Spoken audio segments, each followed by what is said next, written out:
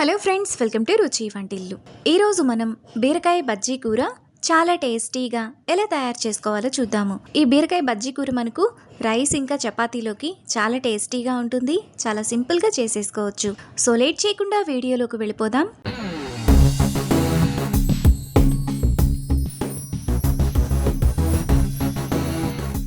ముందుగా బీరకాయ బజ్జీ కూర చేసుకోవడానికి కుక్కర్ తీసుకొని అందులో అరకిలో బీరకాయను పైన చెక్కు తీసుకొని కడిగి ఇలా చిన్న చిన్న ముక్కలుగా కట్ చేసుకోవాలి.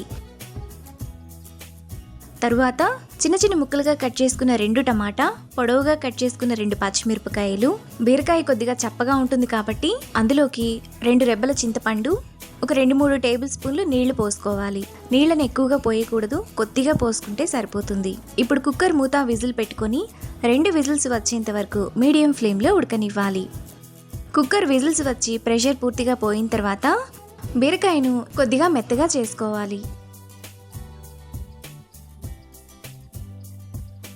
బీరకాయను ఇలా మెత్తగా చేసుకున్న తర్వాత పక్కన పెట్టుకోవాలి.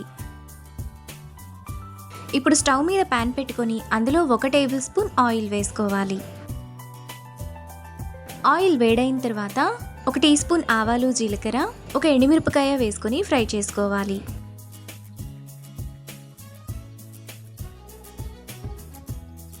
ఆవాలు చిటపట్లాడిన తర్వాత అందులో సన్నగా తరిగిన 1 ఉల్లిపాయ, 2 పచ్చిమిరపకాయలు, 1 రెమ్మ కరివేపాకు వేసుకొని ఫ్రై చేసుకోవాలి.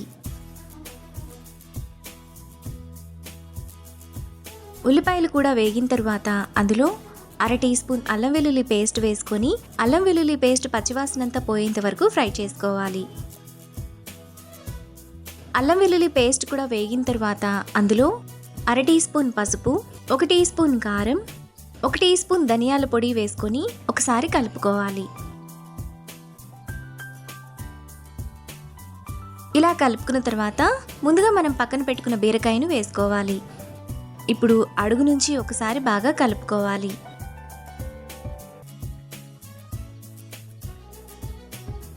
ఇలా కలుపుకున్న తర్వాత అందులో టేస్ట్కి తగినంత ఉప్పు వేసుకొని కలుపుకోవాలి.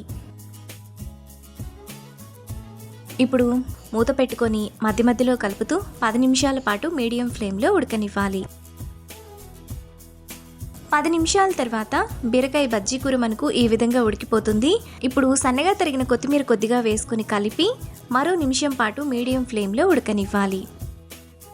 1 నిమిషం తర్వాత బీరకాయ బజ్జీ కూర మనకు ఈ విధంగా చాలా టేస్టీగా రెడీ అయిపోతుంది. ఇప్పుడు ఈ కర్రీని బౌల్లోకి తీసుకొని రైస్ చపాతీతో సర్వ్ చేసుకుంటే ఎంతో టేస్టీగా ఉండే బీరకాయ బజ్జీ కూర రెడీ. ఈ రెసిపీని మీరు కూడా ట్రై చేసి మీకు టేస్ట్ ఎలా కుదిరిందో నాకు కామెంట్స్లో షేర్ చేయండి. ఈ వీడియో కనుక మీకు నచ్చినట్లయితే లైక్ చేసి, షేర్ చేసి, సబ్స్క్రైబ్ చేయండి.